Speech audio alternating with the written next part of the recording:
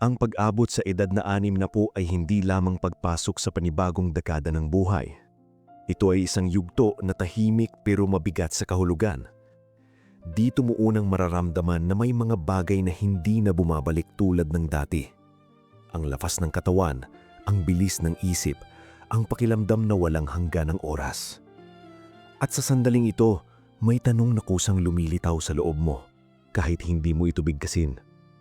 Sino at ano ba talaga ang sasalo sa iyo sa mga susunod na taon ng buhay mo?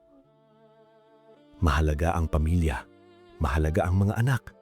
Ngunit habang tumatanda ka, unti-unti mong napagtatanto ang isang katotohanang hindi madaling tanggapin. May sarili silang mundo, may sarili silang responsibilidad, may sarili silang laban, at hindi sila palaging naroroon sa paraang inaasahan mo noon. Hindi ito pagtataksil, hindi ito kapabayaan. Ito ay natural na takbo ng buhay. At kung ilalagay mo ang buong bigat ng katatagan mo sa kanila, darating ang araw na mararamdaman mong parang nawalan ka ng lupa sa ilalim ng mga paa mo. Ito ang dahilan kung bakit mahalagang pag-usapan ang mga haliging tunay na nagdadala sa iyo habang tumatanda ka. Hindi mga haliging umaasa sa ibang tao, kundi mga haliging kaya mong buuin at hawakan mag-isa. Ang 7 haliging ito ang naging pundasyon ng isang buhay na hindi perpekto, pero matatag, payapa, at may dignidad. Una, kalusugan. Ang kalusugan ang unang haligi dahil kapag bumagsak ito, sabay-sabay naguguho ang lahat. Noong mas bata pa ako, namuhay ako na parang hindi napapagod ang katawan ko. Puyat gabi-gabi, stress na tinatakpan ng trabaho, pagkain na basta nalang kinakain dahil walang oras. Akala ko ayos lang. Akala ko babawi pa ako balang araw. Ngunit pagdating ng 60, nagsimulang maningil ang katawan. Hindi ito bigla. Hindi ito isang malaking sakit agad. Nagsisimula ito sa mga liliit na bagay. Mas mabagal kang gumising. Mas mabilis kang mapagod. May mga kirot na hindi mo matandaan kung saan galing. At dito mo mararamdaman na ang katawan ay hindi ka pinaparusahan. Kinakausap ka nito, humihingi ng pansin, humihingi ng pag-aalaga. Ngayon, inuuna ko ang kalusugan hindi dahil natatakot ako sa kamatayan, kundi dahil gusto kong manatiling may kakayahang mamuhay ng mag-isa. Araw-araw akong gumagalaw, kahit hindi mabigat. Minsan simpleng lakad lang sa labas, paghinga ng sariwang hangin, paggalaw ng mga kasukasuan. Natutunan ko na ang galaw ay hindi lang nagpapalakas ng katawan, pinapakalma rin nito ang isip. Kapag gumagalaw ang katawan, mas malinaw ang pag-iisip, mas tahimik ang loob. Binago ko rin ang paraan ng pagkain ko. Mas natural, mas simple, hindi para maging perpekto, kundi para bigyan ng katawan ang kailangan nito. Natutunan kong pakinggan kung kailan busog na, kung kailan pagod na, kung kailan kailangan ng pahinga. Ang mga check-up na dati kong iniiwasan ay bahagi na ngayon ng aking routine. Hindi bilang dahilan ng kaba, kundi bilang paraan ng kapanatagan. Dahil kapag inaalagaan mo ang kalusugan mo, binibigyan mo ng sarili mo ng pagkakataong tumanda ng may kontrol, hindi takot. Ikalawa, matutong masiyahan sa sarili mong kasama. May panahon sa buhay ko na ang pag-iisa ay kinakatakutan ko. Akala ko ang pagiging mag-isa ay tanda ng pagkabigo, na kapag tahimik ang bahay, may mali. Ngulit habang tumatagal, napagtanto ko ang isang bagay na bihirang ituro sa atin. Ang kakayahang makasama ang sarili ay isang uri ng lakas na hindi basta-basta nabubuo. Ang taong hindi kayang mapag-isa ay palaging umaasa sa presensya ng iba para makaramdam ng buo. At kapag umalis ang iba, bumabagsak ang loob. Natutunan ko ito sa sarili kong karanasan. Kaya unti-unti kong hinayaan na ang katahimikan ay pumasok sa buhay ko. Hindi bilang kaaway, kundi bilang kasama. Ngayon, pinapahalagahan ko ang mga sandaling mag-isa. Umuupo ako sa paborito kong silya, nagbabasa, nagsusulat ng mga iniisip ko, nakikinig ng musika na may kahulugan sa akin. Ang mga sandaling ito ay hindi pagtakas sa mundo. Ito ay pakikipag-ugnayan sa sarili. Kapag natutunan mong maging payapa sa sarili mong presensya, hindi ka madaling matitinag ng paglayo ng iba. ang katahimikan ay nagiging kanlungan, hindi banta. Ikatlo, pera. Hindi binibili ng pera ang kaligayahan, pero huwag nating lokohin ang sarili natin. Ang kakulangan nito ay nagdadala ng takot. Noong bata pa ako, hinabol ko ang pera na parang ito ang sagot sa lahat. Trabaho ng trabaho, iniisip na kapag mas marami, mas ligtas.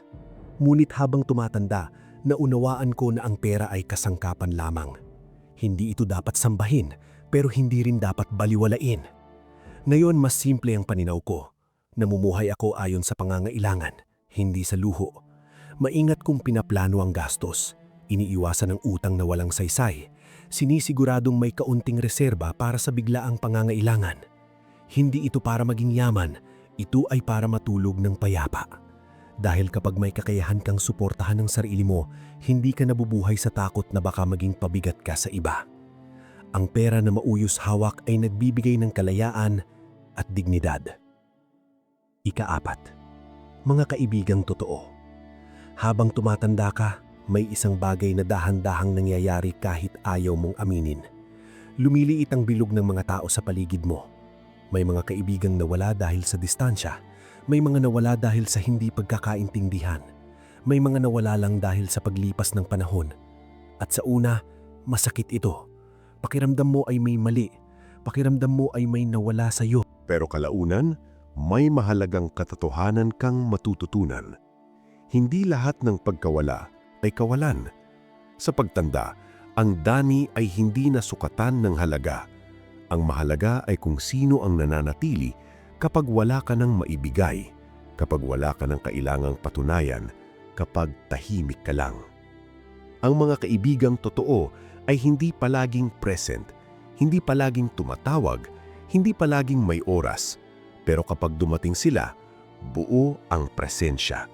Nakikinib sila ng hindi nagmamadali, hindi kanila kinukumpara, hindi kanila minamadaling magpaliwanag. Ang ganitong uri ng kaibigan ay bihira. At dahil bihira sila, kailangan silang alagaan. Natutunan kong maglaan ng oras para sa ganitong mga kaibigan. Hindi araw-araw, hindi linggo-linggo, pero sapat para ipaalala na mahalaga sila. Dahil sa mga panahong tahimik ang bahay, ang kaibigan ay nagiging tulay pabalik sa mundo. At mahalaga yon dahil walang dapat mabuhay na ang tanging mundo ay 4 na pader lamang. Ika-5, tuparin ang mga pangako mo sa sarili. Sa loob ng maraming taon, ang buhay ko ay umiikot sa pagtupad ng inaasahan ng iba. Kung may humingi ng tulong, oo. Kung may humiling, oo. Kung may kailangan, oo. At sa bawat oo, unti-unting nawawala ang sarili ko. Hindi ko ito napansin agad dahil ang pagsasakripisyo ay madalas pinupuri. Ngunit sa loob, may kapalit ito. Pagdating ng 60, napagtanto ko na ang pinakanapabayaan ko ay ang sarili kong salita. Ang mga pangakong ginagawa ko sa sarili ko ay palaging nauurong, palaging may mas mahalaga, palaging may mas nauuna. Hanggang isang araw, tinanong ko ang sarili ko kung mapagkakatiwalaan ko pa ba ang sarili ko. Dito nagsimula ang pagbabago. Nagsimula akong gumawa ng maliliit na pangako at tuparin ang mga ito. Hindi malalaki, hindi dramatiko, simpleng mga bagay lang. Maglakad araw-araw, matulog sa tamang oras, magbasa kahit ilang pahina. Kapag sinabi kong gagawin ko, ginagawa ko. Walang palusot, walang dahilan. Ang epekto nito ay hindi agad nakikita sa labas, pero sa loob may malaking pagbabago. Unti-unting bumabalik ang tiwala ko sa sarili ko. Unti-unting bumabalik ang respeto ko sa sarili ko. At ang taong may respeto sa sarili ay hindi madaling maliitin kahit ng iba. Ika-6, patawarin at bitawan ang nakaraan. May mga alaala sa buhay na parang anino.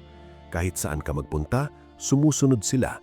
Mga salitang hindi mo nabawi, mga desisyong sana iba ang ginawa mo, mga taong nanakit sa'yo. Sa loob ng maraming taon, dala-dala ko ang mga ito. Akala ko kapag kinapitan ko sila, may kontrol ako. Akala ko pinoprotektahan ko ang sarili ko. Pero ang totoo, ako ang nakagapos. Ang galit ay hindi pumipigil sa sakit, pinapahaba lang nito ang buhay nito. Ang pagsisisi ay hindi nagbabalik ng oras, pinapabigat lang nito bawat araw. At sa pagtanda, ang bigat na ito ay mas ramdam. Ang pagpapatawad ay hindi nangangahulugang tama ang ginawa nila. Hindi rin ito nangangahulugang kakalimutan mo ang nangyari.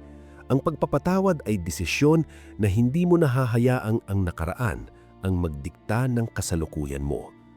Nang natutunan kong bitawan ang mga galit na hindi na nakakatulong, gumaan ang paghinga ko, mas tahimik ang isip ko, mas malinaw ang direksyon ko. Hindi mo mababago ang kahapon, pero maaari kang pumili kung gaano kalaki ang puwang nito sa buhay mo ngayon. At kapag pinili mong paliitin ito, mas lumuluwag ang puwang para sa kapayapaan. Ikapito, humanap ng hilig na magbibigay ng dahilan para bumangon araw-araw. Habang tumatanda ka, may panganib na hindi agad napapansin.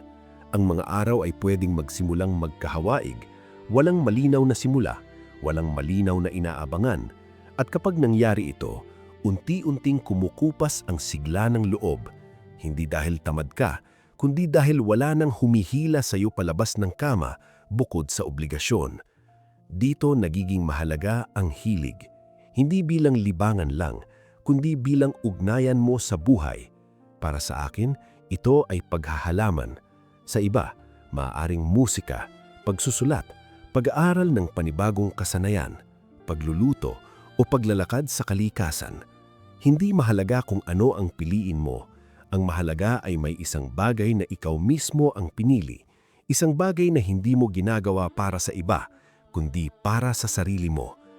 Ang hilig ay nagtuturo ng pasensya.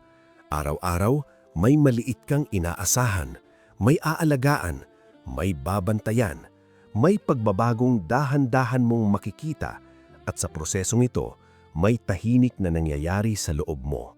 Bumabalik ang pakiramdam na ikaw pa rin ay may papel sa mundong ito, na may kaya ka pang likhain, na hindi pa tapos ang kwento mo. Ang 7 haliging ito, kalusugan, kakayahang mag-isa, maayos na pera, mga kaibigang totoo, paninindigan sa sarili, pagpapatawad sa nakaraan, at hilig na nagbibigay saysay ay hindi hiwa-hiwalay na ideya. Magkakaugnay ang mga ito. Kapag mahina ang isa, nahihirapan ang iba. Kapag pinatatag mo ang isa, may lakas na naipapasa sa kabuuan. Maraming tao ang umaabot sa pagtanda na umaasa pa rin na may darating na sasalo, isang anak, isang kamag-anak, isang sitwasyon na biglang papapagaan ang lahat. Ngunit ang katotohanan ay ito, ang pinakamatibay na sandalan sa pagtanda ay ang sarili mong pundasyon. Kapag buo ito, ang tulong ng iba ay bonus. Kapag wala ito, kahit gaano karami ang tao sa paligid mo, mararamdaman mo pa rin ang pagkahulog. Hindi ibig sabihin nito na dapat mong isara ang pinto sa pamilya o sa tulong ng iba. Ibig sabihin lamang nito na hindi mo dapat ilagay ang buong bigat ng buhay mo sa balikat ng ibang tao. Dahil may mga bagay na sila mismo ay hindi kayang ibigay. Ang kapanatagan ng loob, ang disiplina sa sarili, ang pagpapatawad at ang kahulugang hinahanap mo.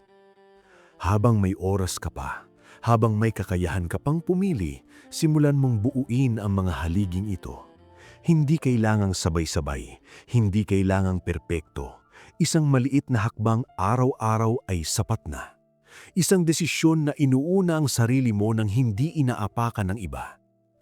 Darating ang araw na mas tatahimik ang paligid. Mas kaunti ang tawag, mas kaunti ang bisita, mas kaunti ang ingay. At kapag dumating ang araw na iyon, ang tanong ay hindi kung sino ang nariyan. Ang tanong ay kung handa ka bang makasama ang sarili mo nang hindi natatakot. Kung matatag ang pundasyon mo, ang katahimikan ay hindi magiging kaaway. Ito ay magiging pahinga.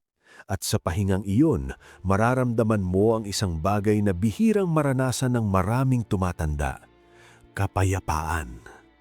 Kung may saysay sa iyo ang mga salitang ito, ibahagi mo sa isang taong maaaring nangangailangan. Mag-subscribe at samahan mo ako sa paglalakbay patungo sa mas malinaw, mas payapa at mas matibay na pagtanda. Hindi ka huli, hindi ka nawawala, at hanggat buo ang pundasyon mo, kaya mong harapin ang anumang darating.